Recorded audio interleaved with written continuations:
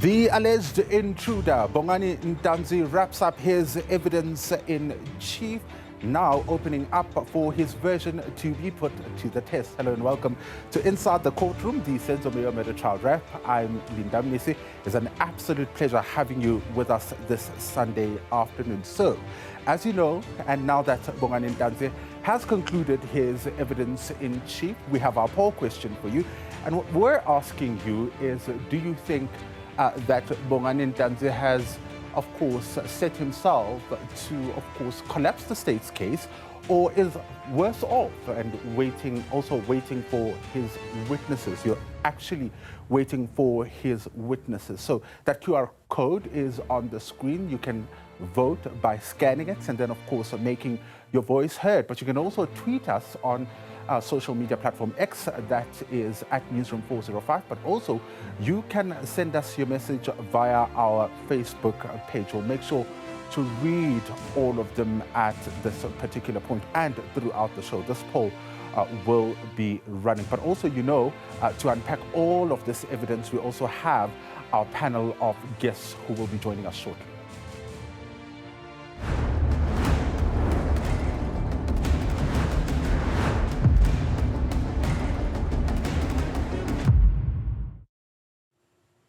All right, as you know, regularly we do have our studio guests. Will be joined at a later stage by Bongani Masuku. You'd know Masuku is one of the people who are social commentators. They're following this particular case regularly, but also we do have commentators as well. Another commentator, in fact, that's Itu Mokwena, joining us for the very first time. She's joining us via our video link, but also our legal analysts who help us make sense of everything as we discuss it and go through the evidence, Kabelo Siabi, as well as Bongani Masuku, who will be joining us shortly. Let's go to Kabelo Siabi. Kabelo, thank you very much for joining us. I want us to start by taking a look at Bongani Ntanzi's case. I mean, he at this point has wrapped up his evidence in chief. When you look at it holistically, right, because he's yet to be cross-examined by the state, but also, you know, he is, is done with his evidence in chief and leading his evidence. What do you make of all of it? Good afternoon, Linda. The evidence that has been given by Mr. Ntanzi, obviously it is in response to the case that has been made out by the prosecution against him. You will remember that in the prosecution case, he is placed on the scene by being placed at Basotho Hostel, and there are various pieces of evidence that place him at the vicinity of the offense where the crime took place. Now, he must place evidence before the court in order to have the court assess between the case that has been made by the prosecution and his version as to whether the state has proven the case against him beyond reasonable doubt. I must qualify by stating that you must remember that it is the prosecution that carries the burden of proof in a criminal case. An accused does not have a burden of proof. The accused must simply give a reasonably, possibly true version, and even accused gives a reasonably, possibly true version, they will be entitled to an acquittal. Now, what Mr. Ntanzi has been saying is that he was not in the vicinity of the crime scene and has raised what amounts to an alibi, that he was at a different place than where the offense took place. Therefore, it will be incumbent on Mr. Ntanzi to place evidence that the court can accept, which will say that he was not at the vicinity of Basotho Hostel nor at the Khumalo home where the crime occurred. Yeah, and because we're talking about his evidence holistically, right, his evidence in chief in particular, do you think he's sort of laid the foundation for what's to come? I mean, we know what the state alleges. He is the alleged intruder who was wearing a hoodie. We have people that have identified him, as you have just rightfully pointed out. But do we know exactly whether or not he has laid a foundation, a strong foundation, that is, in response and in rebuttal of the state's case? Look, I must tread carefully in a sense that I am not allowed to say or to second guess what the judge is going to decide with regard to the evidence that has been given in court. Because of the reason that the authority of the court must be respected, one is not allowed to say that the version of any witness is not to be believed or the version of a witness is to be believed prior to the court pronouncing on that aspect. What I can say is that the evidence that Mr. Ntanzi has led on an overall, it will have its own challenges in a sense that his evidence is a bare denial of being there when there is evidence, direct evidence that places him on the scene, and there is direct evidence that he was at the place where the offense took place. Yeah, and I want us to take a look at, you know, the evidence around his disputed lawyer, Ntokozo Mjiako, because that particular evidence is something that he went through extensively, right? And, you know, he also talking about how he never gave him a mandate. But we know that it's really not the first time that he's dealt with the issue of Ntokozo Mjiako. And for those who don't know, Ntokozo Mjiako is a lawyer that was allegedly present when he deposed his second confession statement, where he incriminates or allegedly incriminates himself as the second intruder into the house. And in that particular room, there was Magistrate Vivian Cronje, there was a court interpreter, as well as Ntanzi and this disputed lawyer. I want us to go back to October 2023, during the cross-examination of the magistrate Vivian Cronje by the late Thulani Mngomezulu, who was the then lawyer of Bongani Ntanzi. Other than a confirmation by the interpreter, there's nothing that you can confirm that Mr. Mjiako was present on that particular day. Your client can confirm that. Instruction that he was not represented on that day, and he does not even know Mr. Mjiako. It's my instruction. That's why I'm still insisting on the right to legal representation. As dit u instruksie is, dan vertel u kliënt nie vir u die waarheid nie. If that is your instruction, then your client is not telling you the truth. All right, so that was in October 2023, Kabelo. And we know that it seems, I mean, looking at that bite and what Mngomezulu was saying at that point, it seemed as though he was essentially saying Muzi, or in fact, Bongani Ntanzi was not represented, Ntokozo Mjiako was not there because, according to his line of questioning, there's no other proof that Ntokozo Mjiako was there. You juxtapose that now with what he's telling the court about him not being represented, and you also look at the evidence around the court appearances where he's seen on record as the lawyer on record representing Ntanzi in another unrelated matter. When you look at his fight against this disputed lawyer, what do you make of it?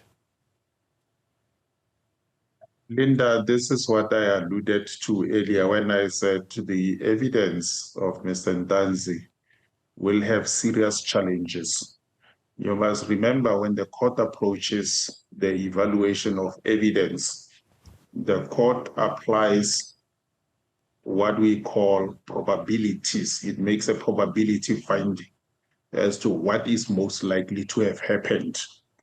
Now, on a balance of probabilities, the following issues will come to the fore. Why would Mr. Mujiako have left his place of work or office? And why would he have been present in the room where the confession was taking place if he had not received any instruction? Why did Mr. Ntanzi not raise any protestation to the magistrate when the magistrate was engaging with Mr. Mujiako in that office? And very strangely, Mr. Mujiako then appears on record at the magistrate court on his behalf, representing him. Again, he does not raise any issue that I do not know this person. So if you apply probabilities, his evidence is going to be problematic in that sense. Yeah, and I remember with our panel of guests last week, we also discussed, amongst others, the termination of a mandate. He does confirm that he terminated the mandate. And I remember one of the questions I asked was, how do you terminate a mandate that you did not give? Obviously, when a client comes to you, they have to instruct you. They have got to give you a version. They have to tell you what it is that you need to do on their behalf. And that is what would constitute a mandate. And if the client at any stage feels that they do not want to progress with your services, they want to instruct a different legal representative or legal practitioner, then the client will then terminate or end the instructions that you were given and give those instructions to a different person. The confession statements are quite crucial, right? Because some argue that it has the potential of bringing the state's case against Bongani Ntanzi to its knees. Now, what are the most critical elements to do that at this point? And looking at his version and his testimony, do you think there has been at least any attempt to sort of do that? Linda, the confession, you will remember that there was a trial within a trial, and there was a ruling at the end of the trial within a trial.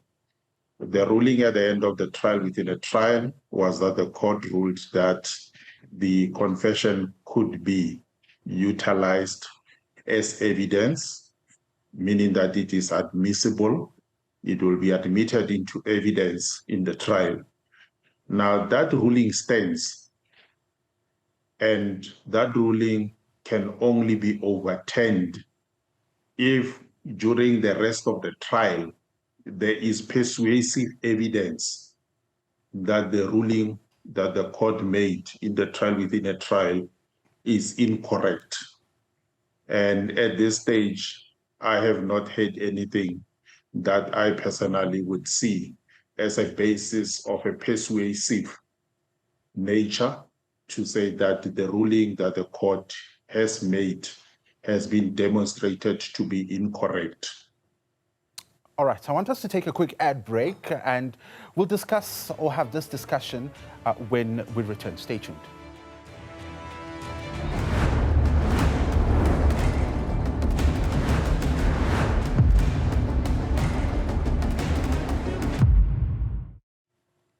Welcome back, and thank you for choosing to stay with us. Now, Bongani Ntanzi, that's accused number 2, also testified about how he knows his co-accused. He told the court that he only knows accused number 1, that's Mnisi, the alleged lookout man, who the state believes kept watch during the murder of the footballer. But he says he met the rest of his co-accused when they made their first court appearance at the Boksburg Magistrates Court. That's on the 27th of October 2020. of course, the state alleges that accused number 5, Fisoguhle Ntuli, was the alleged coordinator of this alleged hit who communicated allegedly with the accused. This is the man that the state alleges communicated with the alleged mastermind as well. That's Kelly Kumalo, on 2 occasions before the death of Senzo Meyiwa. The state and defense are also at loggerheads about a number that is said to have communicated with the accused. So could it be that a man known as Lungisani, or could it be Fisoguhle Ntuli? Let's take a look. Colonel House has testified that the investigating team, that it will be Sergeant Mohola, Gininda, Mabena, Mohani, whoever was participating in this team to investigate, identified this number, the 071 595 1239 number, as that belonging to Fisoguhle Ntuli, who is accused number 5 in this court. That's not true, my lord. I don't know Ntuli. I don't even have his number, because I'm the one who raised my hand and brought it to my legal representative's attention to rectify that this was not Ntuli's number, but Lungisani's number. And have you made a call to the 1239 number at any time since you've had it communicating, and it was answered by someone called Fisoguhle Ntuli? No. All right, I'm still joined by my panel of guests, and as I mentioned earlier, I have Bongani Masuku as well as Itu Mukwena, who are both commentators. Itu believes the accused in the dock are the right persons who killed Senzo Meyiwa, while Bongani Masuku, as you may know by now, believes that these are not the guys. The state has the wrong people here. To help us understand, I also have Kabelo Siabi as well as Bongiseni Gunene, who are our legal analysts. Let me come to you, Itu. I want to get a sense of what your impressions were with Bongani Ntanzi's evidence in chief. I know you reflect daily on, the case and what actually comes out. So are you convinced that he may have cast doubt against, or rather against the state's case against him, rather? I'm back, Manakochaye. I'm back. Thank you so much, Linda, for the opportunity, and thank you for the listeners at home. I absolutely do not think that Mr. Ntanzi and Ramsipila were able to cast any doubt on the case, on the state's case. I had a high expectation on his evidence in chief, but I feel that you cannot just dismiss or rebut evidence, especially the type of evidence that the state has. You cannot just rebut that evidence with just denial. You're just denying and you're giving us different versions that will be compared. What you have said in a trial within a trial, or everything that you have put to the judge during any other witness that had been there to testify against Ntanzi will be put against what he is now saying. So I am not convinced, not even a little bit. This guy's in trouble, Mnisi. Yeah, and I want to come to you, Bongani. I mean, you've heard what Itu has to say. What are your thoughts? I told you that we are cooking.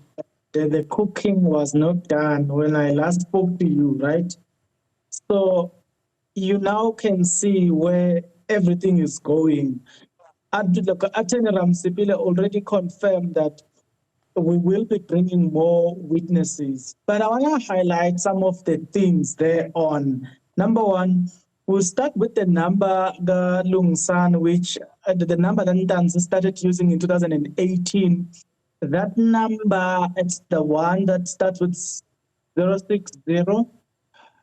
He started using that number in 2018, but the state made it look like he started using that number in 2014. Number two, it's the number that starts with 071. That is said to be belonging to Ntanzi. The number that he's disputing, saying that according to Mshololo, that number actually did not contact accused number, or there was never a communication between accused number 2 and accused number 5, because also they did not know each other. Then you bring the issue of Ulungsan. I've known personally quite for quite some time that the number that is said to be belonging to other people, actually, the owner of that number is still alive. And if I'm not mistaken, that guy works in a construction company, or if he does not own that construction company.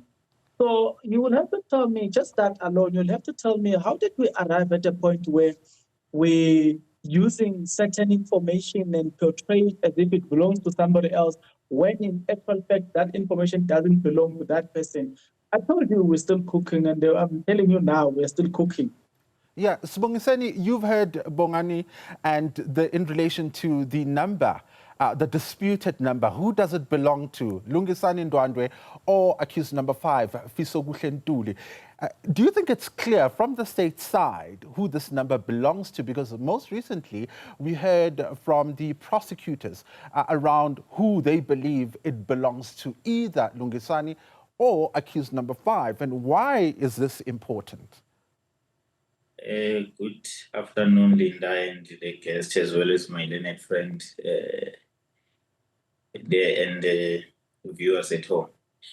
This number which we are talking about, there is a problem about it, and in fact, it has to be put correctly so, because when I remember very well, Advocate Mshololo objected when that number was read and said they are intending to call that said person who is the owner of the number, right? Well, there is an expert which was called by the state, and being Hose and Stein as well, who testified about how they link the number to accused number 5, right? Even though then there is no clear indication as to whether by the fact that this number at some point was given by accused number 5, or at the time when maybe was found in contravention of the Road Trafficking Act by the police, and he happened to give this number. But it is common cause that at some point a human being can give a number which he or she is reachable at that given time, if then there is no any other number that he has. But nonetheless, it does not suggest that the number belongs to accused number 5. So we only know that when you want to confirm a number that belongs to a certain individual, RICA is important. But in this case, we didn't have any RICA information suggesting that the number that which was alleged to be Lungsani's belongs to Lungsani or accused number 5. Nonetheless, they are electing just to bring other information or evidence that suggests that circumstantially so we can then link this number to accused number 5. Well, we had the version which was put by Advocate Mshololo. I think Lungsani Ndwandwe might be a relative to accused number 5. So there is a possibility that at some point accused number 5 gave this number of his relative. But until then, Lungsani, who then is alleged to be the owner of the number, come to court and rebut such evidence. Then we have to believe the evidence of Lungsani at that point, even though there is an expert that has come to testify about this, but they've never mentioned any RICA information insofar as the number is concerned. If there was RICA information, maybe we would have a different approach about the number, but now maybe we'll rely on the probabilities or the relevance of the evidence that will be given by Lungsani if he comes to court. But then if Lungsani does not come to court, then accused number 5 will have the problem about that number. But now we are waiting for Lungsani that is going to come to court. Yeah, and if we are to believe Lungisani's version, what does that mean for the state and the allegations of there being communication amongst the accused, the doctrine of common purpose, because obviously the state is alleging that accused number 5 is the alleged coordinator who brought them together. So if Lungisani is to be believed, then what does it mean for the link? It's not the only link that the state, by the way, wants to establish between the accused as well as accused number 5 and the alleged mastermind.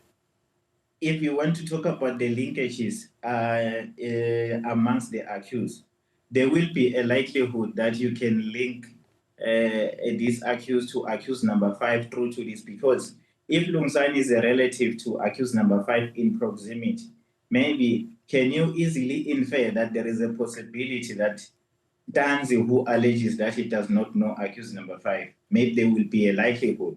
And if so, is he strong to believe that indeed there is a likelihood that he knows accused number 5, based on that piece of evidence? Unfortunately, then, when you look at evidence, you look at it holistically, so right in its totality. So it's not only this evidence that could be used to prove the linkages. So if then there's another evidence that is supporting this number of Lungsane and the notion that has been brought by the state to say, you know, accused number 5, then will be strongly be built, because this one will be contributing to other pieces of evidence if it's there. Yeah. Itu, I want to come back to you because I want us to talk about the issue of the pictures that were found in accused number 2's phone, Bongani Ntanzi's phone, as well as how that links to perhaps the descriptions that were given. But we also know that the cell phone evidence also goes as far as alleged communication at the time when Ntanzi is said to have been in prison, pictures that were allegedly taken at a time when he was supposed to be in prison. Talk to us about what you make of the cell phone evidence around description, but also whether or not Bongani Ntanzi could have had his phone at the time when he was in prison.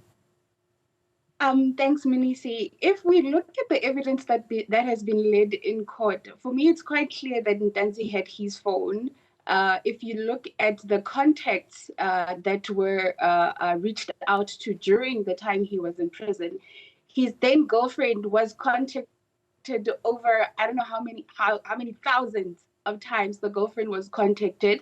We all know that Mujiako also got a please call me, not a call, because a call you can easily say, you know, I sat on my phone and then it dialed the number, I randomly dialed the number, but a please call me, he went and he's dialed *140 Mujiako's number and they spoke. You know, they didn't speak for 1 minute, they spoke over 5 minutes, 15 minutes, you know. So for me, it is quite clear that Ntanzi's phone was with Ntanzi at the time.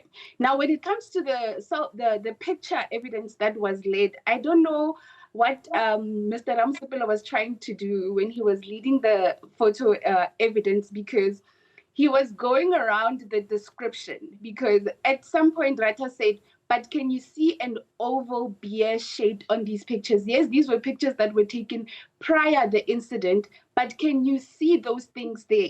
You know, and they were quite obvious. He had an O-shaped beer, you know. He is tall. These things are linked to him. He has been described by the people who were in the house, people who were not in the house, and people who said that they saw him before he went to the incident. So he had a lot to answer to. And for me, just giving denial as an explanation as to how are you being linked in so many ways with this evidence, just for you to deny it was not enough. He is going to face problems. Yeah, so the conclusion of Bongani Ntanzi's evidence in chief saw Advocate Charles Mnisi start his cross-examination, and among some of the issues he picked up on and is the description, rather, of Bongani Ntanzi given by a witness who has since passed on, and that is Thabang Makeleni. Itu just touching on the issue around his description. This is another witness who gave a statement but has since passed on, and I want us to take a look at that cross-examination, all those questions from Advocate Mnisi regarding that particular statement. Take a look. And I think this is evidence that will be dealt with later on when other witnesses are coming for the defense. Do you understand?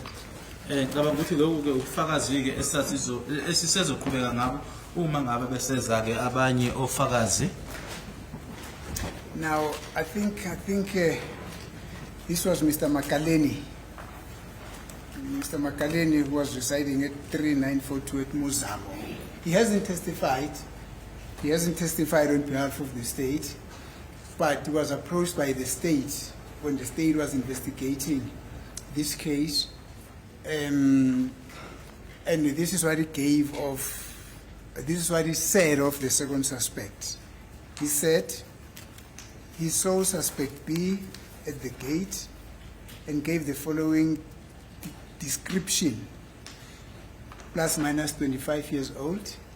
Indlela ke amsho ngayo amchaza ngayo ukuthi ke umsolo wesibili wambona egate ukuthi ke wayengaba phakathi kweminyaka ewu25 1.8 meters tall, ukuba budeke oyengaba 1.8 mameter, slender build, nomzimba omncane, a golden inside in the upper teeth, nezinyo legolide la ngaphezulu.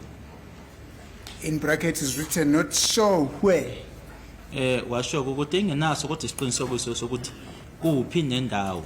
Dreadlocks hairstyle, Nama dreadlocks, facial hair, nokuthi ke nalana ke ebusweni ke enoboya ke nenwele, mustache and beard.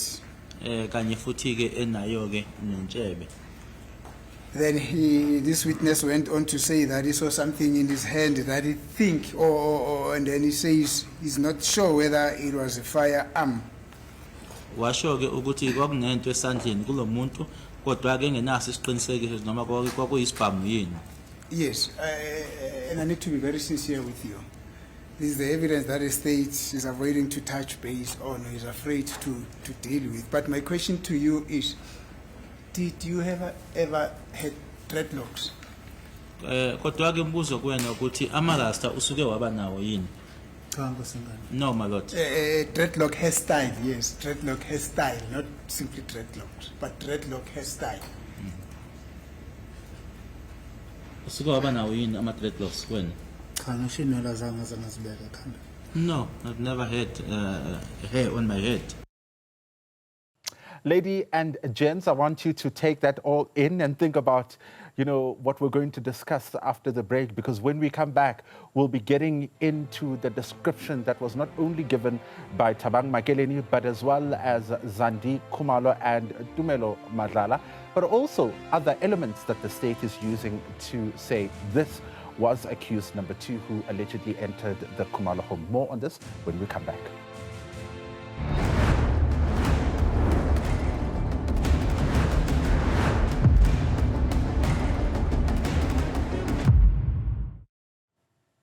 Welcome back, and thank you for choosing to stay with us. Let's check in with our poll question. As you know, daily or every week, we have a question for you. And this week, we are asking you, now that Ntanzi has wrapped up or concluded his evidence in chief, do you believe he's set to collapse the state's case? 25% of you saying he is set to collapse the state's case. 63% of you saying he's worse off. And only 12% of you saying you're waiting for his witnesses. So keep voting as the show continues, because of course, at a later stage, we will of course be reflecting on those votes. But also, we asked you to comment on our social media platforms. On X, we are at Newzroom 405, but also on Facebook, we are Newzroom Afrika. Let's check in with your comments on social media platform X. And this one says, the judge has already taken a decision. The state, including the judge, wants to see the end of this case. Those guys will be found guilty. The nudge believes everything Geninda says. So that is one of the social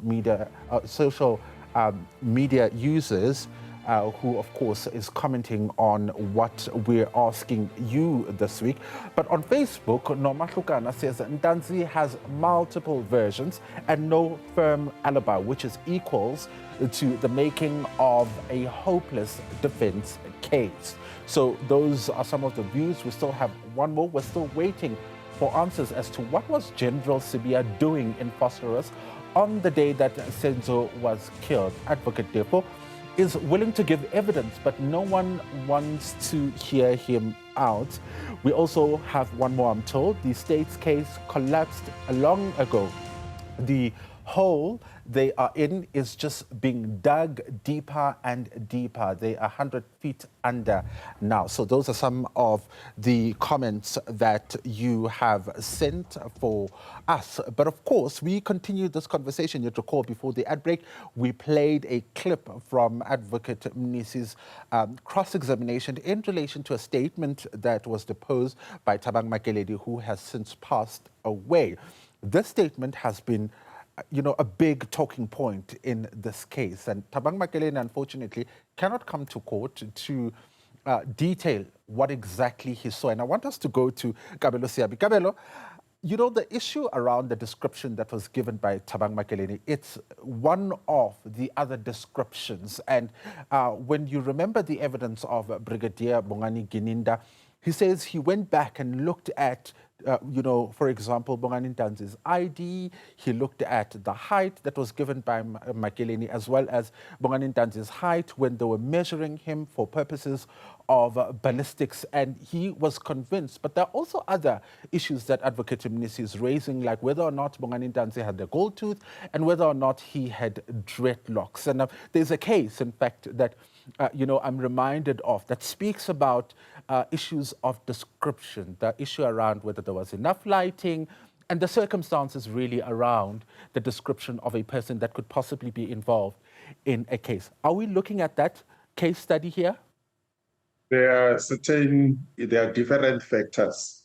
Firstly, the statement made by that witness who did not come to testify would be hearsay. You must remember the witness is not there to confirm under oath that what is written in the statement is correct.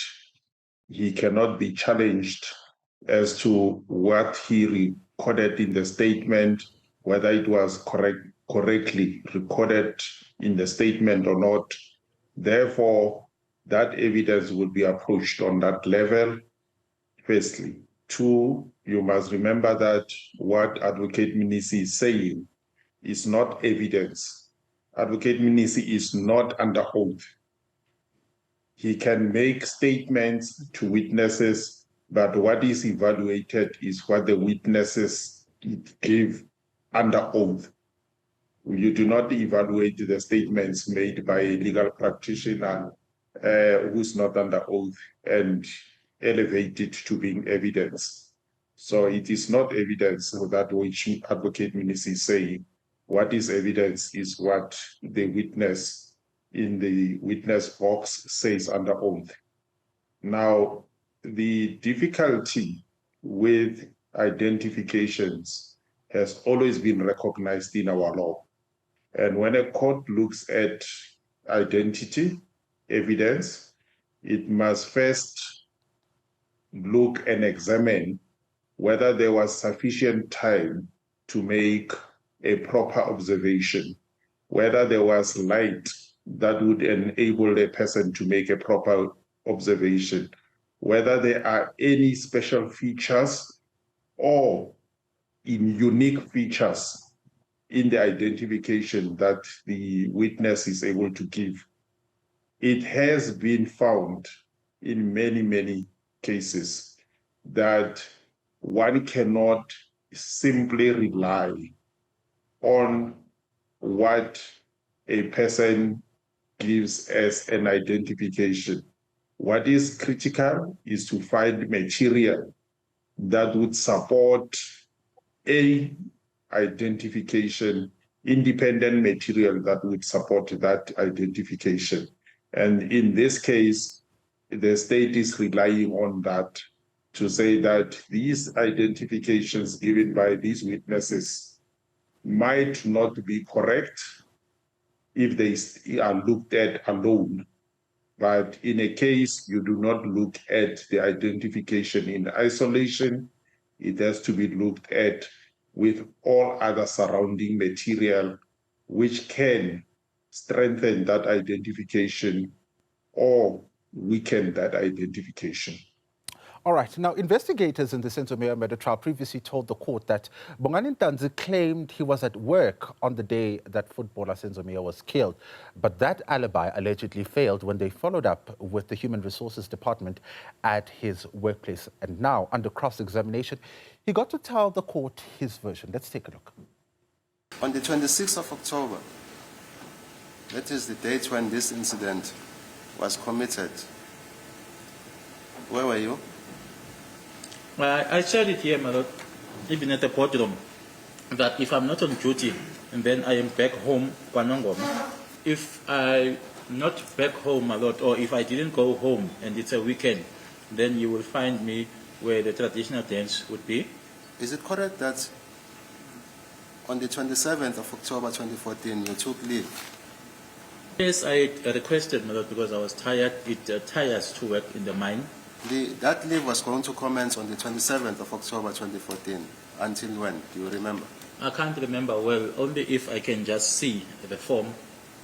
Instructed by accused number 4, Mr. Mapisa, and is going to come and testify that, as I have indicated to you, that he says that on the 26th of October 2014, he was not with you at the crime scene or at Masotweni Hostel.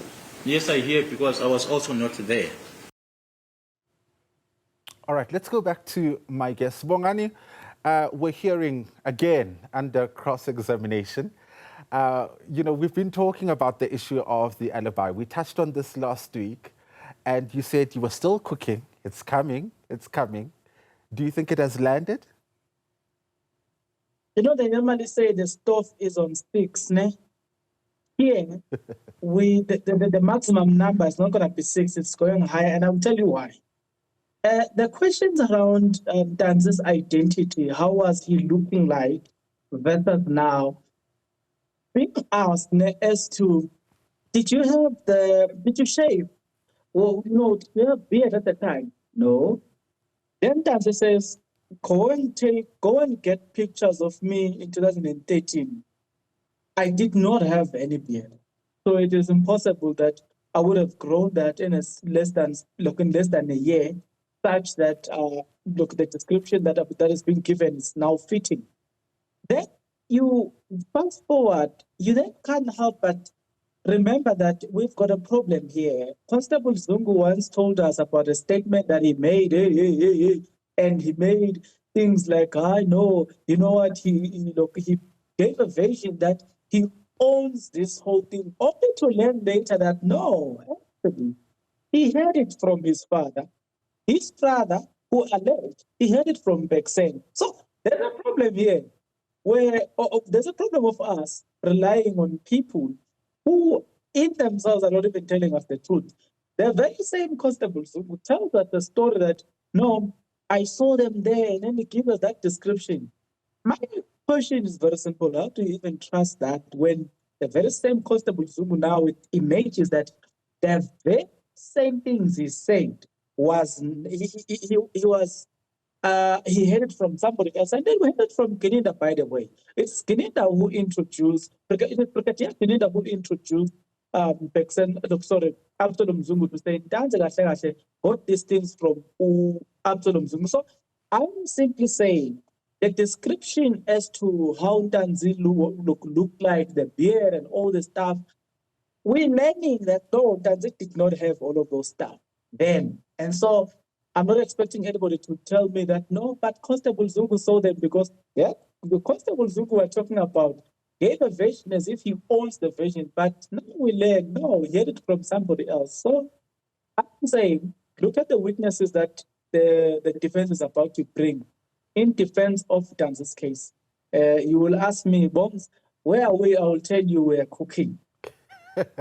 We're cooking. Sibongiseni, last week we discussed the issue of the alibi, and Bongani said, it's coming, and he seems to believe, the defense is still cooking.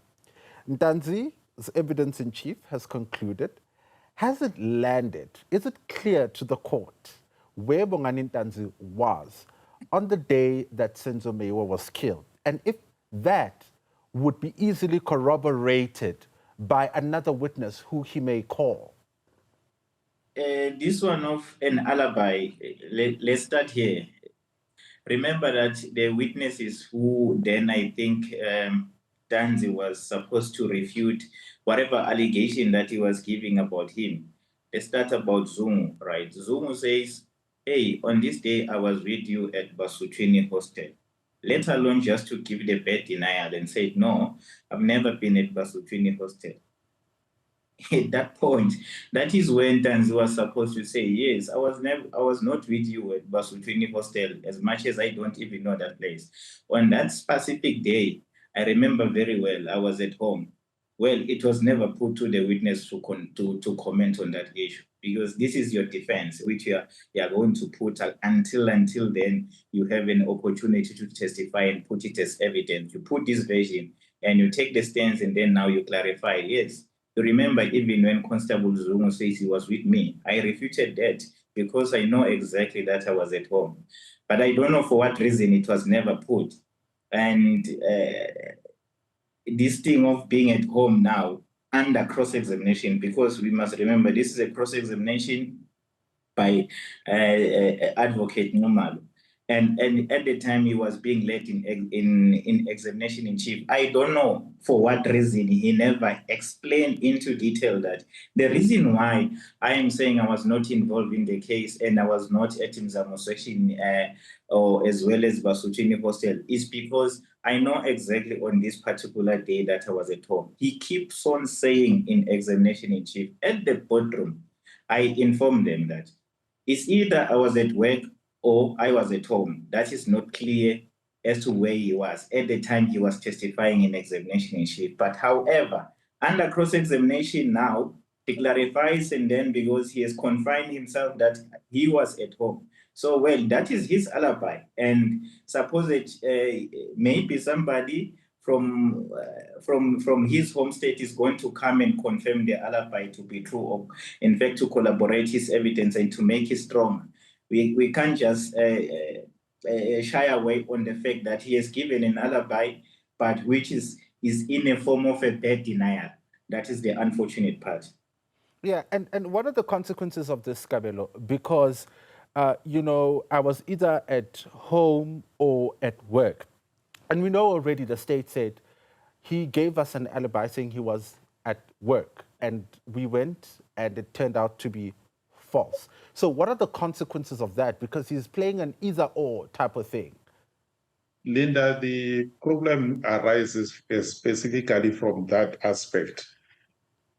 He raised a defense of an alibi to say that I was at work. Now that there has been evidence produced that says he was not at work, he now gives a different version to say, if I was not at work, I was home. And even when he says he was at home, it is not very clear where at home he means. I tried to discern from what he was saying as to whether he was saying he was at his residence where he was living during his working life, or was he at home, meaning that he was in Nongoma. I wasn't sure. So it is not very certain now if he wants to bring a witness, what the witness must come and confirm. Whether the witness must confirm the version that has already been discarded, that he was at work, or this witness must now come to say he was at his residence in Gauteng or Nongoma. It's not very clear exactly what his defense is. All right. Hang 10, I want us to take a quick ad break because when we come back, we'll be talking rather about another contentious element of this case. Bongani Ntanzi, the alleged intruder, is said to have entered the Khumalo home, tussled with the deceased. But one of the other issues that Advocate Nxumalo raises is the issue of the DNA. So I know that's a big talking point, even on social media platforms. So I want us to talk about that when we come back.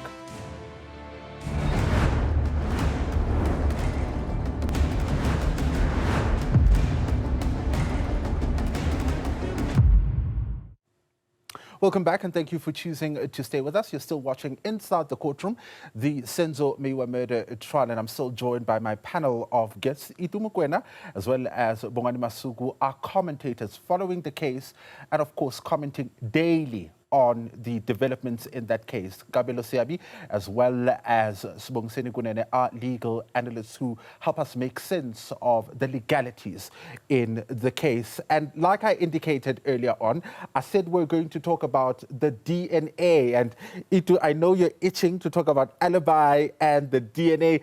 Let's go, 30 seconds. Okay, when it comes to the alibi, you know what? I'm not even going to go there because why are we only finding out when Ntanzi was during cross-examination? Ramsapila, how do you allow your colleagues to come and prove their case using your client? Let's go to the DNA. I think when it comes to the state, the DNA is quite clear. It's very neutral. It doesn't say that the people that lived in that house were in that house. The people that use crutches, my own crutches, don't have my DNA. Therefore, I am not surprised if none of the accused DNA is not on the head. For the state, I mean, the DNA is going to be a neutral point to argue. I don't see how the defense can use the DNA to sway their case or to favor their case in anyhow, Linda. Yeah, Bongani, your issues with the DNA, I know the people that are on your side really love clinging on to this conversation about the DNA and how, the accused were not picked up. Therefore, there's no direct evidence that places them at the scene. The issue of the DNA, it's like the case, if you remember the case, the state between the state versus Omotoso, the judge said, the judge released Omotoso because the state did not prove its case beyond reasonable doubt. Listen to this. I like this case. The judge says, neither you, Omotoso, can convince me that you are innocent. But on the basis that the state did not prove its case beyond reasonable doubt, I am releasing you. Omotoso is free as of us speaking today. The DNA test, you can't say, it's neutral. It's got to be conclusive or inconclusive. You stand there. There's nothing in this case that is neutral. Yeah. Quickly, DNA and what we should look forward to going forward. The state will start cross-examination. What should we look out for going into the new week? It should be just the comparison of the evidence of the trial within a trial, which Ntanzi tendered as well as this one during their cross-examination. Well, I cannot comment much on the DNA because logic does not make sense. Why do you bring evidence that is not proving your case or otherwise? So even if you want to argue it, you can argue it on both sides. But unfortunately, then the accused person has to benefit, wherein the expert has said, according to scientific, we are saying you were not there. But it does not mean that the other evidence has to be discarded, which then implicate and put them on the crime scene. But insofar as the DNA, you can say it's negative on the side of the state. Yeah, Kabelo, we've run out of time. 10 seconds. DNA and what we should look out for. The DNA does not move the needle to the right or to the left, and therefore it is not going to persuade the judge to move to the right or to the left.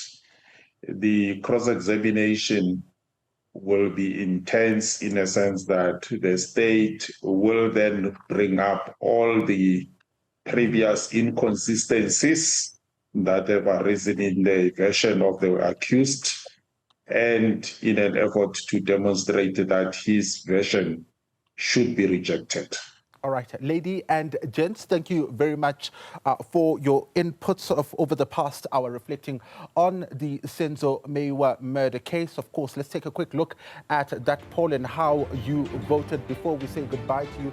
67% of you saying Bongani Ntanzi is worse off at this point after the conclusion of his evidence in chief. Those are the results as per the QR code that you made use of during the voting process. That's where we leave it at for this week. The state will start its cross-examination on Monday, putting Bongani Ntanzi's version to the test. And we will be right back to break it all down for you. Thank you so much for watching. Have a lovely week ahead.